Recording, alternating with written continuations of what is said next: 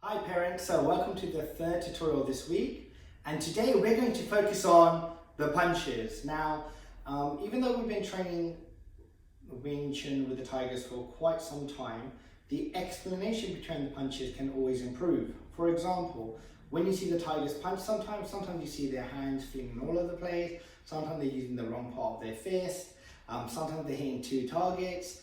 We're going to focus on a simple exercise and simple idea and explanation of why the Tigers need to punch in a specific way and how to make them punch right. So, normally they can punch this from iris, fighting stance, any position that you're comfortable with. However, I'm going to come a little bit closer and explain the technique so you can see it clearer. So, when the children are punching, we want them to punch with something called a vertical fist and not a horizontal fist. So what happens is when children start punching with a horizontal fist, you'll see the elbow and the shoulder start to rise and the shape starts to deform and the body starts to become a little bit more vulnerable. Now the idea is from this motion, the arm isn't as strong and needs a lot of velocity. So we teach the children to punch with a vertical fist. And as they punch, the punch is very structured as it's lined with your shoulder. And the idea is as the shoulder is in the socket and they punch, the structure is quite strong. So normally we can test this by doing planks, fist planks, and simple exercises, okay? So, how we teach the children to punch correctly.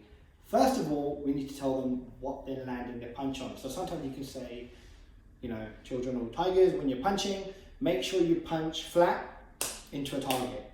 And you notice sometimes I just clap my hand, and we finish class like this all the time. It's to reinforce the impact is happening on the front of the fist, not the side, not the inside, or the bottom, or the top.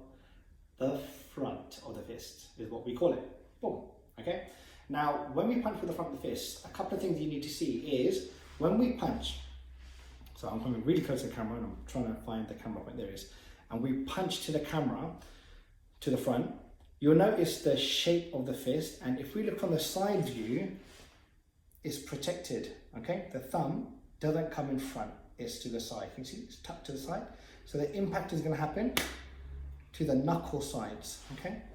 Now, as I punch, I want to hit this part flat, and secondly, I want to focus the majority of my targeting on these three knuckles. Very important point. Why? Parents sometimes ask.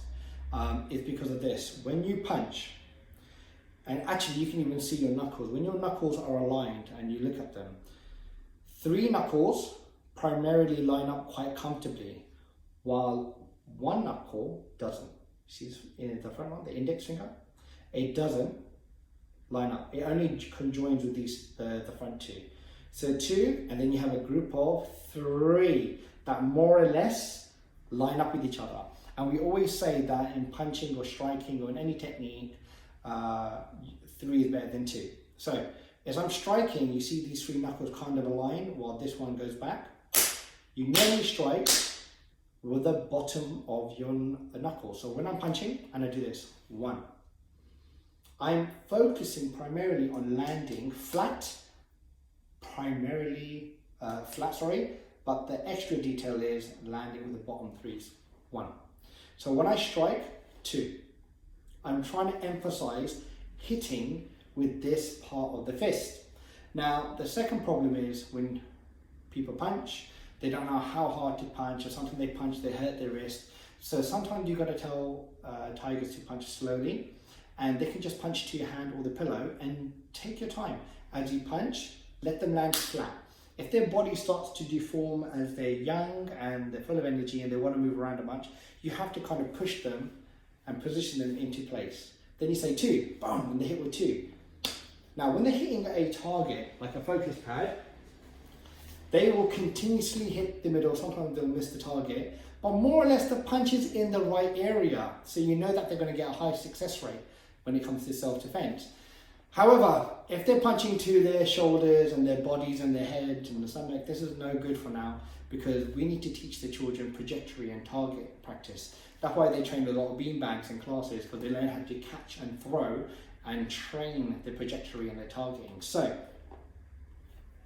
one target, whether it's a focus pad or a pillow or your hand. You want the children to take their time practicing the punches with you. So if I say 1, they practice the punch, fix the technique, then say 2, boom, fix the technique with them, make sure it's flat and it's hitting one target. 3, now if they start hitting it with their hand, reinforce it and catch the front, so hit with this part.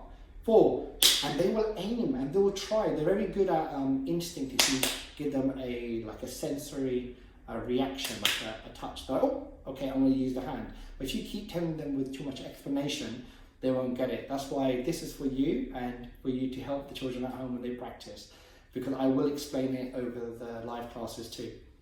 1, flat punch. 2, flat punch, or you can call it a front punch. And you want to hit one target continuously, continuously, continuously. And practice singular strikes. Eventually, 1, 2, 3. They need to be able to go 1, 2, 3 on one target. This is the challenge, but we're going to work together and get this right. So I don't want to go too much into the punch because there's so many mechanics to the punch. But let's keep it simple. When they have their guard and they punch, we want to punch with the front, mainly with the bottom part of the fist, and hit to one target. That's 3 things. Hit with the front, with the vertical fist, sorry. Hit with the bottom, majority of the fist, if you can. And finally, hit one target. Now you can do it singular drill, 1, 2, 3, okay? As long as they stay stable and they're not moving around too much, this is good for now. Eventually they're gonna learn how to move, but we've gotta learn how to keep them still and discipline, and this creates patience too.